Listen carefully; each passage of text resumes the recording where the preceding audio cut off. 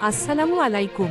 ভিডিওটি শুরুতেই অনুরোধ করছি, এ ধরনের গুরুত্বপূর্ণ আবহাওয়ার আপডেট সবার আগে পেতে এখনই চ্যানেলটি সাবস্ক্রাইব করুন, পাশে থাকা বেল আইকনটি অন করে রাখুন। আবহাওয়াবিদ মোহাম্মদ লুৎফুর রহমান নাবিলের স্বাক্ষরিত বিজ্ঞপ্তিতে জানানো হয়েছে, টানা কয়েকদিনের অতিবৃষ্টির কারণে দেশের বিভিন্ন অঞ্চলে বন্যা পরিস্থিতি তৈরি হয়েছে এবং কিছু এলাকায় তার দ্রুত অবনতি ঘটছে।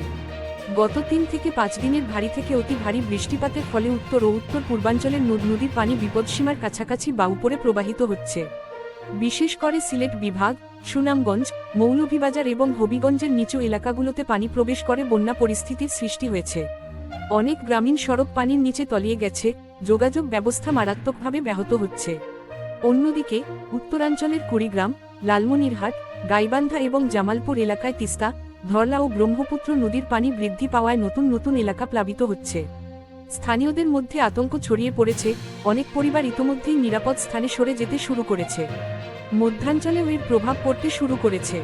টাঙ্গাইল ও সিরাজগঞ্জ অঞ্চলের যমুনা নদীর পানি দ্রুত বাড়ছে, যা আগামী 24 থেকে 48 ঘন্টার মধ্যে বন্যা পরিস্থিতিকে আরও তীব্র করে তুলতে পারে।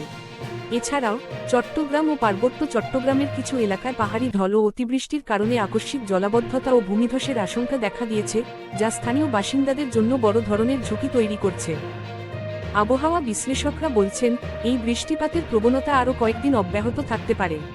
ফলে বন্যা পরিস্থিতি আরও বিস্তৃত হতে পারে এবং নতুন নতুন এলাকা প্লাবিত হওয়ার আশঙ্কা রয়েছে। সতর্ক হিসেবে নিচু এলাকার বাসিন্দাদের দ্রুত নিরাপদ স্থানে সরে যাওয়ার পরামর্শ দেওয়া হয়েছে। বিশেষ করে শিশু, বৃদ্ধ এবং গবাদি পশুদের নিরাপদ স্থানে রাখার ওপর জোর দেওয়া হচ্ছে।